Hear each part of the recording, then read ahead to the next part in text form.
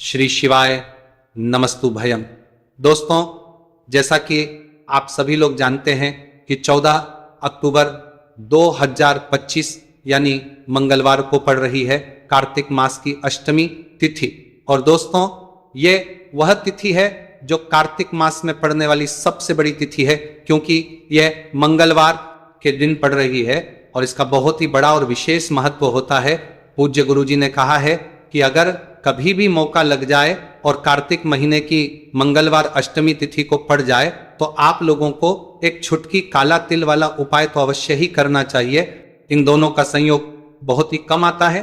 इसी के साथ में गुरुजी ने अपनी शिव पुराण कथा में बताया है कि इस दिन आपको एक छुटकी काला तिल वाला उपाय तो आपको अवश्य ही करना चाहिए, क्योंकि ऐसा दिन पूरे साल में सिर्फ एक ही बार आता है। और दोस्तों, आप सभी लोग जानते हो कि मंगलवार अष्टमी तिथि का अगर सबसे बड़ा कोई उपाय है तो वह एक छुटकी काला तिल वाला उपाय है।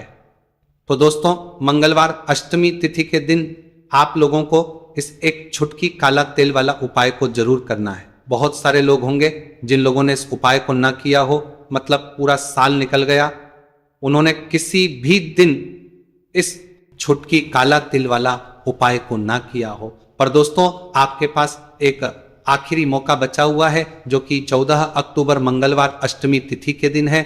इस दिन आप लोगों को इस वाले उपाय को जरूर कर लेना है। भले ही आपने पूरे महीने भर इस उपाय को ना किया हो, पर अगर आपने इस महीने के मंगलवार अष्टमी तिथि के दिन अगर इस वाले उपाय को कर लिया तो आपको इस उपाय को करने का वह फल मिलेगा जिसकी आपने कभी कल्पना भी नहीं करी होगी। इसीलिए आप लोग इस वाले उपाय को एक बार जरूर कर लेना है, ताकि आप लोगों के हाथ से ये मौका ना जा सके और आपको इस उपाय को करने का फल मिल सके। दोस्तों, यह उपाय पंडित जी ने अपनी अभी की ही श्री शिव महापुराण की कथा में बताया है। उपाय को आज हम आपको बहुत अच्छे से समझाने वाले हैं। इस वीडियो को देखने के बाद इस उपाय को समझने के लिए आपको कोई और वीडियो को देखने की जरूरत नहीं पड़ेगी। तो चलिए दोस्तों, उपाय को शुरू करते हैं।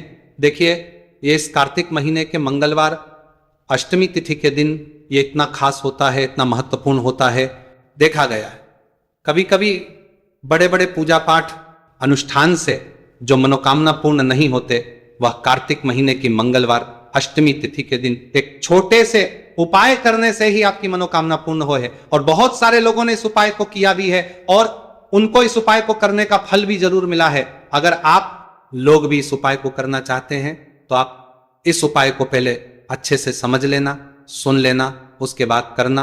आपको इस उपाय का फल जरूर मिलेगा। और इस उपाय को कर लेने से आपके घर में चाहे किसी भी प्रकार की दुहक और समस्या क्यों ना चल रही हो, आपको उसका कारण भी नहीं पता है कि भाई ये समस्या किस कारण से चल रही, उसका कुछ भी कारण हो सकता है, जैसे पितृदोष हो सकता है या किसी भी तरह का मंगल दोष भी हो सकता है। तो इस दिन आप लोगों को ये वाला उपाय कर लेना है। ये एक ऐसा उपाय है जिस उपाय को अगर किसी विशेष दिन पर किया जाए तो भाई उस विशेष दिन का जो है वह तो हमें मिलता ही मिलता है, पर हमने उस दिन पर इस उपाय को किया है तो हमें उससे भी बड़ा फल मिलता है, और फल बहुत जल्दी मिलता है, क्योंकि आप इस उपाय को बहुत ही बड़े और विशेष दिन पर रहे हो। तो चलिए आप उपाय के बारे में बात करते हैं, लेकिन उससे पहले आप लोगों को यह जानना आवश्यक है कि आखिर ये उपाय किस समय करना है, किसको करना है और कैसे करना है। तो चलिए हम आगे आपको वीडियो में एक एक करके बता देते हैं। लेकिन उससे पहले अगर आप लोग हमारे चैनल पर पहली बार आए हैं या फिर मेरी आवाज आज पहली बार सुन रहे हैं तो हमारे चैनल को सब्सक्राइब जरूर कर लेना, और इस वीडियो को लाइक करके कमेंट बॉक्स में श्री शिवाय नमस्तु भयम ओम नमः शिवाय जरूर टाइप कर देना। तो दोस्तों, इस एक छुटकी काला तिल वाला उपाय को हमें इस मंगलवार अष्टमी तिथि के दिन कैसे करना है, किसको करना है, किस समय करना है और कहां पर करना है, ये सारे सवालों के जवाब आपको इस वीडियो में मिल जाएंगे। और जो ये वीडियो देखेगा भाई, उसको एक छुटकी काला तिल वाला उपाय जरूर करना चाहिए, क्योंकि इस दिन काला तिल का भी बहुत ही बड़ा और विशेष महत्व होता है। और बात आ जाए एक छुटकी काला तिल वाला उपाय की, तो ये सोने पे सुहागा वाली बात हो जाती है और ये एक बहुत ही बड़ा उपाय हो जाता है इस मंगलवार अष्टमी तिथि का।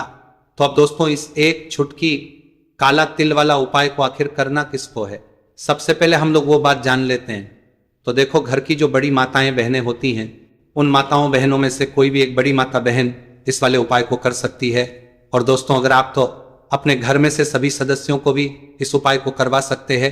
अगर किसी व्यक्ति की खुद की कोई मनोकामना है, खुद की कोई दुख और परेशानी है जो कि वह अपने लिए ही करना चाहता है इस वाले उपाय को, तो वह खुद अपने लिए भी कर सकता है। बाकी अगर कोई घर में से ऐसा है जो कि अपने पूरे घर परिवार की सुख और शांति के लिए ये वाला उपाय करना चाहता है, तो भाई वो भी कर सकता है, उसमें भी कोई दिक्कत वाली बात नहीं है। कहने का मतलब है कि इस उपाय को हर एक सदस्य भी कर सकता है और पूरे घर परिवार के सदस्य के लिए घर की बड़ी माताओं बहनों में से कोई एक माता बहन भी कर सकती है। माताएं बहनें अगर घर में उपस्थित ना हो या वह ये वाला उपाय ना कर पा रही हो, तो फिर घर का कोई बड़ा सदस्य भी इस एक छुटकी काला तिल वाला उपाय को कर सकता है, चाहे फिर वह पुरुष ही क्यों ना हो, उसमें कोई भी दिक्कत वाली बात नहीं है। उसके बाद में दोस्तों जो अगला प्रश्न निकल आता है वो ये आता है इस उपाय को लेकर कि आखिर इस उपाय को हमें किस समय करना है, सुबह के समय करना है कि शाम के समय करना है। तो देखो इस वाले उपाय को आप लोग सुबह के समय भी कर सकते हो और शाम के समय प्रदोष काल में भी कर सकते हो। अब अगर आप पूछो कि भाई सबसे उत्तम समय कौन सा रहेगा इस एक छुटकी काला तिल वाला उपाय को करने का, तो हम आपसे बस यही कहेंगे कि इस उपाय को आप सुबह के समय करेंगे तो ज्यादा बेहतर होगा। बाकी अगर प्रदोष काल शाम के समय भी करेंगे तो भी अच्छा होगा, उसमें कोई भी दिक्कत वाली बात नहीं है।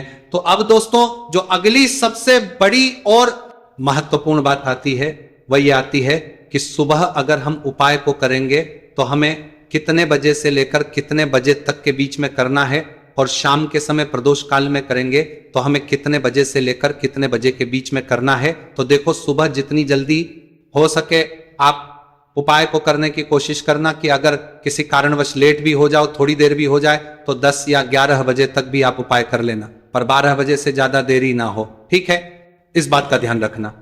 उसके बाद में दोस्तों अगर शाम के समय प्रदोष काल की बात करें, प्रदोष काल का जो समय है होता है वो शाम के 6 बजे से शुरू हो जाता है।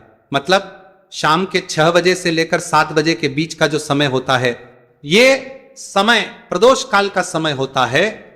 तो आप उपाय को 7 या 8 बजे के बीच में भी कर सकते हो, मतलब शाम के 6 बजे से रात 8 बजे के बीच में आप कभी भी इस वाले उपाय को कर सकते हो, उसमें कोई भी दिक्कत वाली बात नहीं है। देखिए यदि आपके जीवन में संकट बहुत ही अधिक चल रहे हो, समस्याएं बहुत ही अधिक चली हो, एक एक रूप खर्च करने आपको बस ओढ़ रहा है, भूमि से जुड़ी हुई कोई भी समस्या हो, या फिर आपके विवाह से जुड़ी हुई कोई भी समस्या हो, या आपके व्यापार से जुड़ी हुई कोई भी समस्या हो, तो आपकी ये सारी समस्या इस मंगलवार अष्टमी तिथि के दिन समाप्त होने वाली है। तो चलिए दोस्तों जानते हैं उस विशेष उपाय के बारे में। देखिए इस वीडियो में हम पूज्य गुरु जी द्वारा बताए गए 3 बहुत ही चमत्कारिक उपायों के बारे में जानेंगे। देखिए ये जो उपाय है आपके जीवन से दुर्भाग्य का तो अंत करेंगे ही, साथ ही साथ यदि आपके जीवन में धन की समस्या चल रही है तो वह सभी भी आपकी समाप्त हो जाएंगे। देखिए गुरुजी ने बताया है कि जब भी मंगलवार अष्टमी तिथि का दिन पड़े तो हमें कर्ज मुक्ति के लिए कुछ उपाय करने चाहिए। इसी के साथ हमें धन प्राप्ति, भूमि से जुड़े कार्यों और विवाह के लिए भी उपाय करने चाहिए। तो चलिए दोस्तों जानते हैं गुरुजी द्वारा बताए गए सबसे पहले उपाय के बारे में। देखिए यह उपाय विशेषकर उन लोगों को करना है जिनकी भूमि से जुड़ी कोई भी समस्या चल रही हो, यानी कि उनकी भी जमीन से जुड़ी हुई समस्या चल रही है, यानी कि जो लोग मकान खरीदना चाहते हैं, या फिर उनका खेत से जुड़ा कोई भी केस चल रहा है, या फिर जिनके भी विवाह में विलंब हो रहा है, या फिर जिन भी लोगों के जीवन में कर्ज बहुत ही अधिक बढ़ने लगा है, कर्ज जो है वह चुका नहीं पा रहे हैं, तो गुरुजी ने कहा है कि ऐसे लोगों को यह उपाय करना चाहिए। देखिए इस उपाय के लिए आपको थोड़े से काले तिल ले लेने, देख आपको मात्र एक चुटकी काले तिल ले लेने, इसी के साथ में आपको थोड़ा सा शहद ले लेना है, फिर सबसे अंत में आपको एक लोटा शुद्ध जल ले लेना है। तांबे के पात्र के अंदर आपको अपने घर से शुद्ध जल ले लेना है और इन सभी सामग्रियों को आपको लेकर के पहुंच जाना है भगवान शिव के मंदिर में। देखिए पूज्य गुरुजी ने बताया है कि इस उपाय को आप सुबह से लेकर के शाम तक किसी भी समय में कर सकते हैं। देखिए मंदिर पहुंचने के आप जो काले तेल लेकर के गए थे उनमें आपको थोड़ा सा शहद लगा लेना है। देखिए आप जो शहद लेकर के आए हैं उस शहद में आपको ये काले तिल अच्छे से डुबो देना है, और शहद से युक्त ये जो काले तिल हैं इन्हें आपको शिवलिंग पर अर्पित कर देने हैं, या फिर आपको शिवलिंग के चारों तरफ अच्छे से काले तेल का लेपन कर देना है। पूज्य गुरुजी ने बताया है कि लेपन करते समय यदि आपके जीवन में कर्ज से जुड़ी समस्याएं चल रही हैं लेपन करते समय आपको आर्यन मुक्तेश्वर महादेव का स्मरण करना है, या फिर आपके जीवन में विवाह से संबंधित या फिर जमीन से संबंधित कोई भी समस्या चल रही है तो फिर आपको मंगलेश्वर महादेव का स्मरण करना है। इसके बाद जो आप जल लेकर के आए हैं उसे आपको धीरे धीरे शिवलिंग पर अर्पित कर देना है, तथा आपको लगातार शिव महापुराण के मूल मंत्र श्री शिवाय नमस्तुभयम इस मंत्र का जाप करते रहना है। पूज्य गुरु जी ने बताया है कि सिर्फ एक मंगलवार अष्टमी तिथि ये उपाय करके देखना और आप स्वयं देखेंगे कि 2 से 3 महीने के अंदर आपके जीवन से जुड़ी हुई जो भी समस्याएं हैं बस सभी समस्या बहुत ही जल्द महादेव की कृपा से दूर होने लगेगी। तो दोस्तों, इस प्रकार से आपको यह पहला उपाय ना है। अब हम जानते हैं दूसरे विशेष उपाय के बारे में। देखिए, इस उपाय के लिए आपको एक प्यारी सी बेलपत्र ले लेनी है, इसी के साथ में एक लोटा शुद्ध जल लेना है तांबे के पात्र के अंदर, और इसी के साथ में आपको थोड़ा सा शहद लेना है। देखिए, मंगलवार का दिन है और मंगलवार अष्टमी तिथि के दिन यदि हम शहद का उपाय करते हैं तो इससे महादेव हमसे बहुत ही अधिक प्रसन्न होकर के हमारी मनोकामना को परिपूर्ण करते हैं। देखिए दोस्तों, यदि आपको बेलपत्र नहीं मिल पाती है तो आप भगवान शिव के शिवलिंग पर जो बेलपत्र छड़ी हुई वो होती है उसे शुद्ध जल से धो करके उसका उपयोग कर सकते हैं। तो इन सभी सामग्रियों को आपको भगवान शिव के मंदिर में लेकर के पहुंच जाना है। गुरुजी ने कहा है कि इस उपाय को भी आप सुबह से लेकर के शाम तक किसी भी समय में कर सकते हैं। देखिए, मंदिर पहुंचने के बाद आपके पास जो एक बेलपत्र है और बेलपत्र की जो सबसे बड़ी वाली पत्ती होती है और उसकी जो चिकनी साइड होती है उस पर आपको अच्छे से शहद का लेपन कर देना है, यानी कि बेलपत्र की बड़ी वाली पत्ती पर, पूरी ही पत्ती पर अच्छे से शहद लगा देना है। अब देखिए, ये जो बेलपत्र है इसे आपको अपने सीधे हाथ की हथेली पर रखना है और आपके जो भी कार्य अटक रहे हैं, देखिए बहुत से लोग ऐसे होते हैं जो अपने नौकरी को प्राप्त करने के लिए सालों से तैयारी करते हैं लेकिन उनको नौकरी नहीं प्राप्त हो दिया पाती है। बहुत से ऐसे लोग होते हैं जो बहुत ही मेहनत करते हैं, धन भक्ति के लिए बहुत अधिक प्रयास करते हैं लेकिन फिर भी उनको धन प्राप्त नहीं हो पाता है। तो गुरुजी ने बताया है कि जब भी आपको अपने कार्यों में सफलता ना मिले तो फिर आपको मंगलवार के दिन इस उपाय को अवश्य करना चाहिए।